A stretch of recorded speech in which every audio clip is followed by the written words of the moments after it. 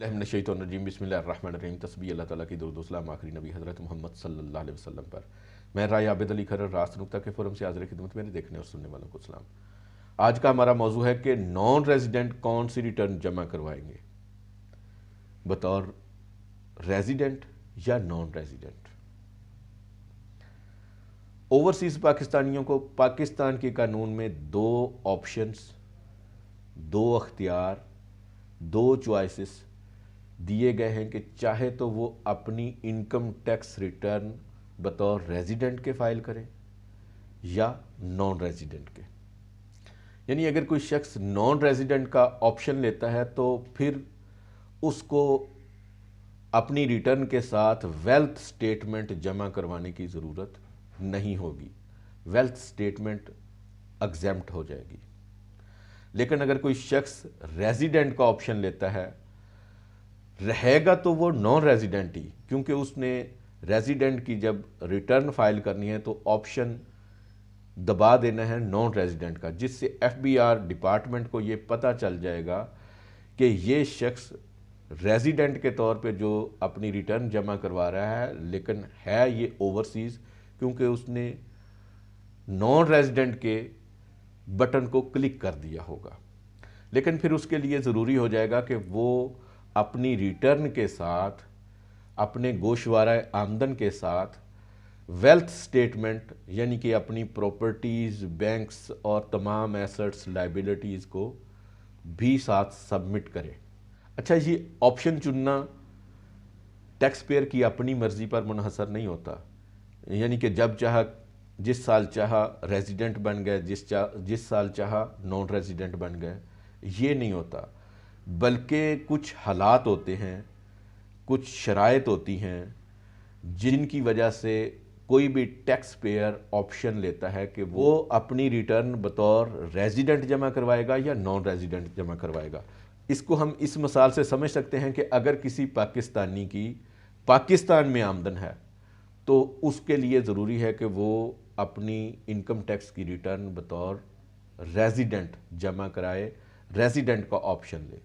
لیکن اگر کسی شخص کی پاکستان میں آمدن نہیں ہے تو وہ پھر ریزیڈنٹ کی آپشن لے گا اور اپنی ویلتھ سٹیٹمنٹ اس کے ساتھ جمع نہیں کروائے گا۔ اس کے لیے ضروری نہیں ہے کہ وہ اپنی ویلتھ سٹیٹمنٹ بھی جمع کروائے، لیکن اگر وہ کروانا چاہے تو کروا سکتا ہے۔ اس کو باؤنڈ نہیں کیا جائے گا کہ وہ چونکہ اس نے نان ریزیڈنٹ کا آپشن لیا ہے تو لہٰذا اب وہ اپنی ویلتھ سٹیٹمنٹ جمع ہی نہیں کروا سکتا۔ پھر یہ سوال اٹھتا ہے کہ اگر کوئی شخص جس کی وراثتی جائیداد ہو یا بعد میں ازاں اس نے نان ریزیڈنٹ رہتے ہوئے جائیداد خریدی ہو یا اس نے اپنے بچے پاکستان میں پڑھنے کے لیے بھیجے ہوں، تو پھر وہ کون سی ریٹرن فائل کرے گا؟ وہ بھی پھر نان ریزیڈنٹ کی ہی ریٹرن فائل کرے گا، کیونکہ اگر اس کی کوئی جائیداد ہے، فرض کیا پلاٹ ہے، تو وہ خالی پڑا ہوا ہے، اس کے اوپر سے کوئی آمدن وہ نہیں کما رہا۔ اگر گھر ہے تو خالی پڑا ہے، یا اس کے بچے یا وہ خود یوز کر رہا ہے، اس کے اوپر اس کو رینٹ کرایہ نہیں آ رہا، اس لیے اس کی پاکستان میں کوئی آمدن نہیں ہے۔ اسی طریقے سے اگر زرعی زمین ہے اس کی تو وہ بے آباد پڑی ہے، وہ غیر آباد پڑی ہے، اس کے اوپر کوئی کھیتی باڑی وغیرہ نہیں ہو رہی، اس کے اوپر کوئی آمدن نہیں ہو رہی، تو وہ بھی نان ریزیڈنٹ کی ہی آپشن لے گا، کیونکہ آمدن پاکستان میں اس کی نہیں ہے۔ بعض اوقات ایسے ہوتا ہے کہ اوورسیز اپنے بچوں کو پاکستان میں پڑھنے کے لیے بھیج دیتے ہیں، تو ایسی صورت میں وہ نان ریزیڈنٹ کی آپشن لے گا، کیونکہ اس کی پاکستان میں آمدن نہیں ہے، بچوں کی پڑھائی کے اخراجات بھی وہ باہر سے ہی بھیج رہا ہے، اس لیے وہ نان ریزیڈنٹ کی ریٹرن فائل کرے گا۔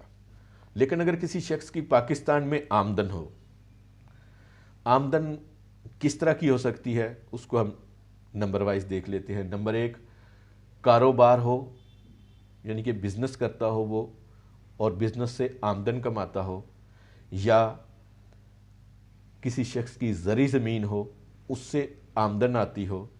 نمبر تین، جائیداد کو کرایہ پر دیا ہوا ہے اور وہ کرایہ آتا ہے۔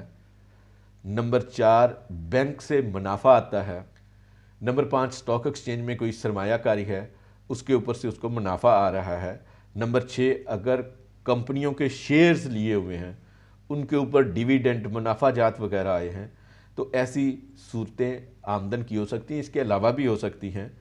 फिर अगर किसी शख्स की ये आमदन हो या कोई एक आमदन हो, तो ऐसी सूरत में वो रेजिडेंट की रिटर्न जमा करवाएगा और साथ वेल्थ स्टेटमेंट भी जमा करवाएगा और अपनी तमाम जायदादें, असासाजात और अगर कोई कर्ज वगैरह लिया हुआ है तो वो भी अपनी रिटर्न में शो करेगा। और जैसे ही वो अपनी इनकम टैक्स की रिटर्न फाइल करने लगेगा तो ऑप्शन नॉन रेजिडेंट को क्लिक कर देगा, पता चलेगा कि ये शख्स नॉन रेजिडेंट है। हाँ, अगर कोई शख्स रेजिडेंट की रिटर्न फाइल करता है या नॉन रेजिडेंट की रिटर्न फाइल करता है, हर दो सूरतों में वो फाइलर हो जाएगा। मसला सिर्फ वेल्थ स्टेटमेंट का होता है और ऑडिट के नोटिस का होता है।